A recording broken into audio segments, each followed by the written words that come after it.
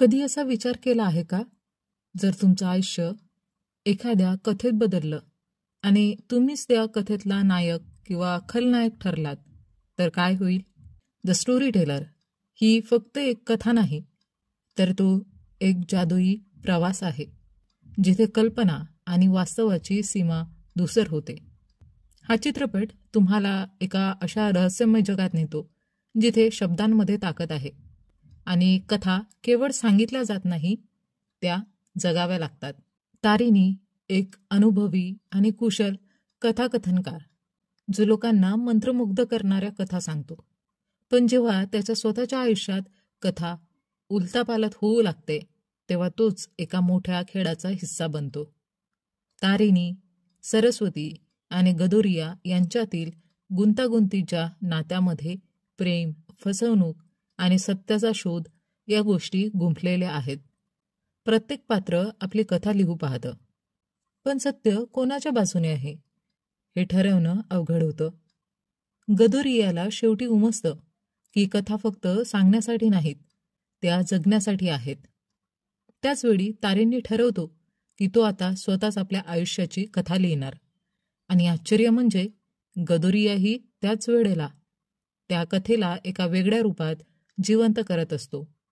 2 समान कथा, 2 वेगळे प्रवास, पण सत्य एकच. नमस्कार मंडळी, चित्रपट व्याख्याती या चॅनलवर तुमचं स्वागत आहे. आजच्या या व्हिडिओमध्ये मी तुम्हाला 2025मध्ये आलेल्या द स्टोरी टेलर या चित्रपटाचं एक्सप्लेनेशन देणार आहे. चला तर मग वेळ न दवडता व्हिडिओला सुरुवात करूया. चित्रपटाची सुरुवात कोलकात्यामध्ये राहणाऱ्या तारिणी बंदोपाध्याय यांच्या कथा सांगण्याने होते. आज त्यांचा रिटायरमेंटचा दिवस असतो आणि ते सर्वांना सांगत असतात की आतापर्यंत ते कोणत्याही नोकरीत फार काळ टिकू शकले नाहीत, पण ही एकमेव जागा अशी आहे जिथे त्यांनी बराच काळ काम केलं. जेव्हा तारिणी तिकडून निघत असतात, तेव्हा त्यांचे एक सहकारी त्यांना सांगतात ते त्यांची कथाकथन करण्याची शैली मिस करेल. इथे आपण पाहतो की तारिणीला कथा सांगण्याची खूप जास्त आवड आहे. रिटायरमेंट नंतर तारिणी आपल्या घरी येतात आणि आपलं सामान पाहू लागतात.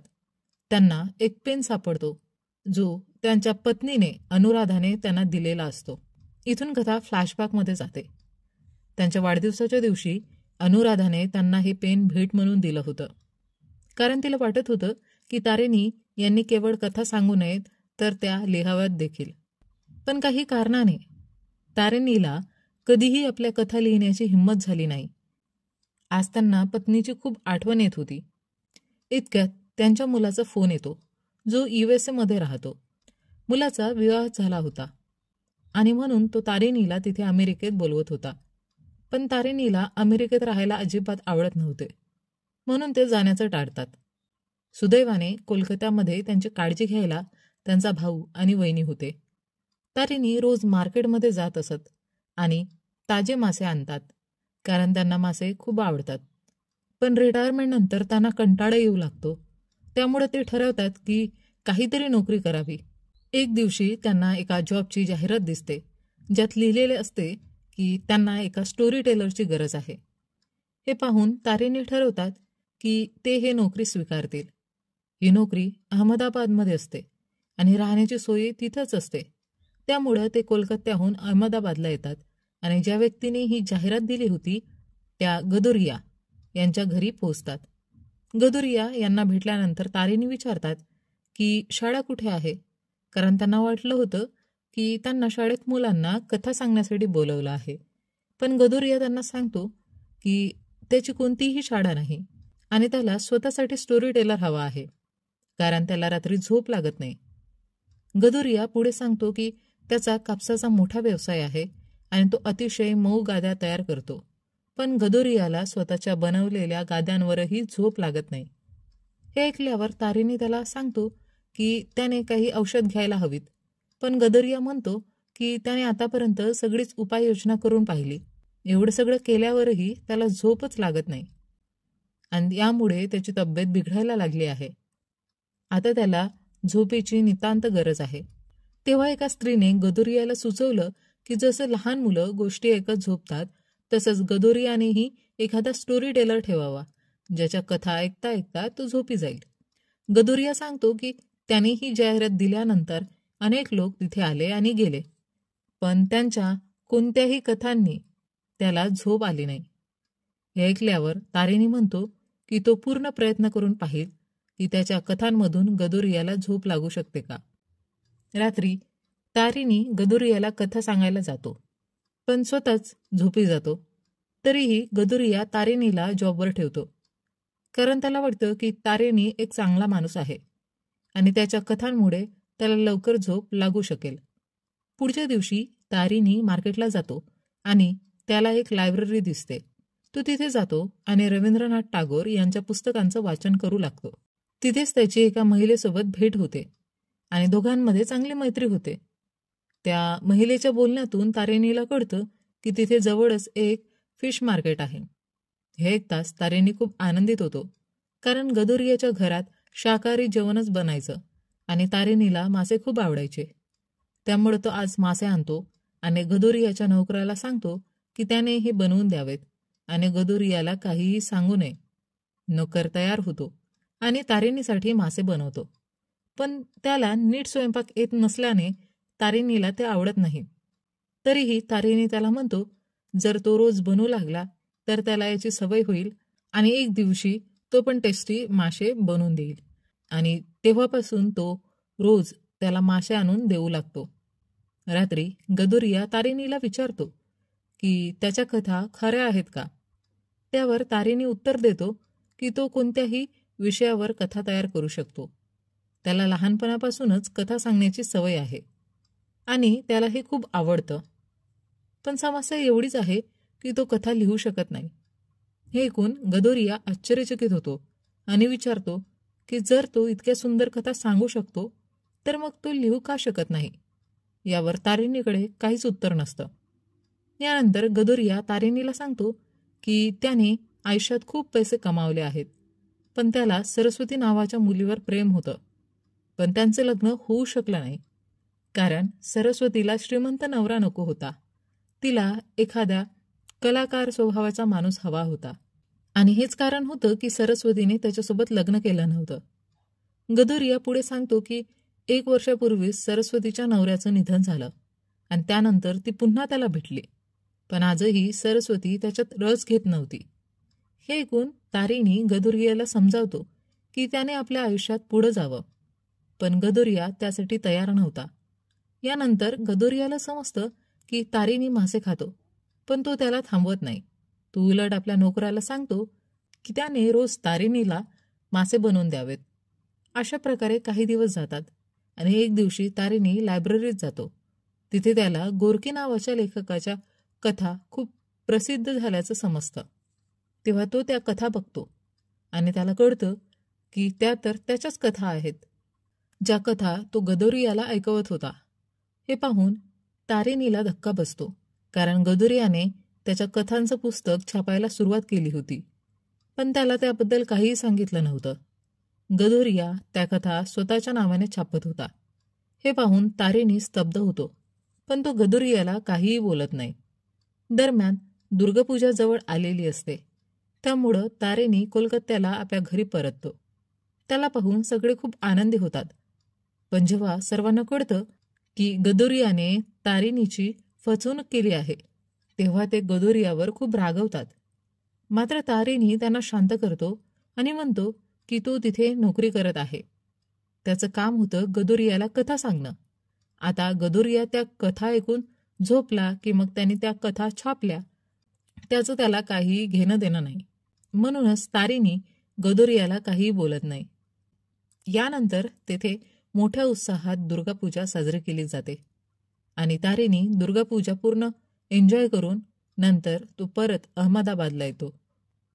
तो पाहतो की गदोरियाला भेटायला सरस्वती आली होती आणि ती खूप आनंदी दिसत होती, कारण तिला कळलं होतं की गदोरिया एक लेखक आहे आणि तिला कलाकार स्वभावाचे लोक खूप आवडायचे. जेव्हा तारेणी तिथे येतो तेव्हा गदोरिया घाबरतो, कारण त्याला भीती वाटते की तारेणीने सरस्वतीसमोर हे सांगू नये की तो एक स्टोरी टेलर आहे. जर सरस्वतीला हे समजलं तर तिला कळेल की त्या कथा गदोरियाच्या नाहीत तर तारेणीच्या आहेत. तारेणी हे सगळं जाणून होता, त्यामुळे तोही सरस्वतीला काही सांगत नाही. यानंतर तारेनी आपल्या खोलीत जाऊन विश्रांती घेतो आणि मग पुन्हा त्याच्या दैनंदिन आयुष्याची सुरुवात करतो. आधीसारखंच तो रात्री गदोरियाला गोष्टी सांगत राहतो, पण गदोरियाला अजूनही झोप लागत नव्हती. हे पाहून तारेनीलाही टेन्शन येतं, कारण त्याने इतक्या कथा सांगितल्या पण तरीही गदोरियाला झोप येतच नव्हती. मग तारेनी पुन्हा लायब्ररीत जातो आणि तिथे त्याची त्या लेडीशी भेट होते. ती त्याला विचारते की तो नक्की काय करतो.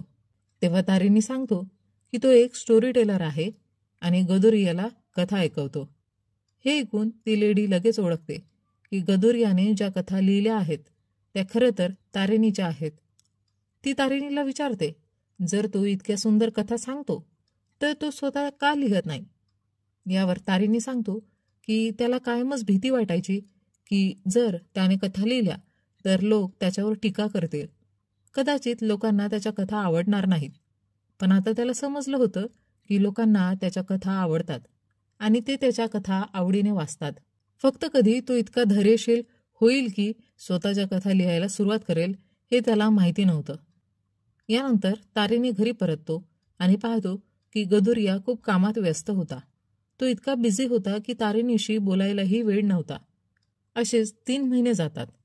त्यानंतर तारेनी स्वतःहून गदोरियाला भेटायला जातो आणि त्याला सांगतो तो 3 महिने त्याला कथा सांगत आहे, पण अजूनही गदोरियाला झोप लागत नाही. याचा अर्थ तारेनी स्वतःचं काम नीट करू शकला नाही आणि तो इच्छित नाही की गदोरियाने विनाकारण त्याला पगार देत राहावं. म्हणून तो ठरवतो की तो आता हे काम सोडेल. हे ऐकून गदोरियाला मोठा धक्का बसतो, कारण जर तारेनी निघून गेला तर गदोरिया पुढे कथा कशा लिहिणार. म्हणून गदोरिया त्याला थांबवण्याचा प्रयत्न करतो, पण तारेनी सांगतो की जर त्याच्या कथा गदोरियाला झोपू शकत नाही तर त्याचा कथा सांगण्याचा काही अर्थ नाही. म्हणूनच तारेनीने ठरवलं की तो आता आपल्या मुलाकडे USA ला निघून जाईल. यानंतर तो आपलं सामान पॅक करतो आणि गदोरियाच्या मांजरीलाही सोबत घेतो, कारण त्या मांजरीला मासे खूप आवडायचे. पण गदोरिया तिला मासे खायला देत नव्हता, कारण त्याच्या घरी फक्त व्हेज जेवण बनायचं. यानंतर तारेनी कोलकात्याला येतो आणि आपल्याला कळतं की त्याने गदोरियाला खोटं सांगितलं होतं की तो USA ला जाणार आहे. तो USA ला जाणार नव्हता, तो कोलकात्यालाच राहणार होता. मग तो पुन्हा आपल्या रोजच्या दिनक्रमानुसार आयुष्य जगू लागतो. काही दिवस जातात आणि आपण पाहतो की गदोरियाला एका इव्हेंटसाठी बोलवलं जातं. सर्व लोक त्याच्या कादंबरीमुळं खूप खुश होते आणि त्याला एका कथाकथन सत्रात गोष्ट सांगण्यास सांगतात. तेव्हा एक व्यक्ती गदोरियाला विचारतो की तो ज्या कथा सांगतो त्या कथा त्याच्या आहेत का. गदोरिया अहंकाराने सांगतो की होय, त्या सर्व कथा त्याच्याच आहेत. पण हे ऐकल्यावर त्या लोकांनी त्याच्यावर केस दाखल केली, कारण गदोरियाने ज्या कथा छापल्या होत्या त्या प्रत्यक्षात रवींद्रनाथ टागोर यांच्या कथा होत्या. गदोरियाला याची कल्पनाच नव्हती. त्याला तर वाटत होतं त्या कथा तारेनीने सांगितलेल्या आहेत. आणि इथेच एक मोठा खुलासा होतो. जेव्हा तारेनीला समजलं की गदोरिया त्याच्या कथा त्याच्या नावाने छापतोय, तेव्हा तो दुर्गापूजेच्या सुट्टीनंतर परत आल्यावर मुद्दाम रवींद्रनाथ टागोर यांच्या कथा गदोरियाला ऐकवू लागला. त्याला हवं होतं की गदोरियाला त्याच्या चिटिंगचा धडा मिळावा आणि याच कारणामुळं तारेनीने काहीही न बोलता गदोरियाकडून त्याचा बदला घेतला होता. गदोरियाने त्याच्यासोबत किती मोठा खेळ खेळला होता, पण तो तारेनीला काही बोलू शकत नव्हता, कारण तो स्वतःच त्याला फसवत होता. जेव्हा सरस्वतीला ही गोष्ट कळते तेव्हा ती गदोरियाला सोडून निघून जाते, कारण तिला कोणत्याही चोरासोबत राहायची इच्छा नव्हती. यामुळं गदोरियाला खूप एकटं वाटू लागलं. पण या संपूर्ण घटनेमुळं त्याला एक गोष्ट समजली की तो उत्तम कथा लिहू शकतो. गदोरियाच्या मते कथा ऐकवणं किंवा बनवणं तितकं महत्त्वाचं नाही, पण कथा लिहिणं खूप जास्त महत्त्वाचं आहे. यानंतर आपल्याला तारेनी दिसतो, जो आता धैर्याने भरलेला असतो आणि ठरवतो की तोही आता स्वतःच्या कथा लिहील. तो त्याच पेनला हात लावतो जो त्याच्या पत्नीने त्याला दिला होता आणि त्या पेनने स्वतःच्या आयुष्यावर आधारित कथा लिहायला सुरुवात करतो. तसेच दुसरीकडे गदोरिया देखील तारेनीच्या जीवनावरच कथा लिहित असतो.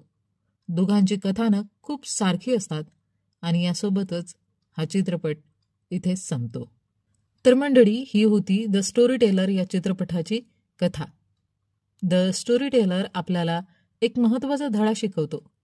कथा फक्त ऐकून विसरण्यासाठी नसतात, त्या अनुभवण्यासाठी असतात.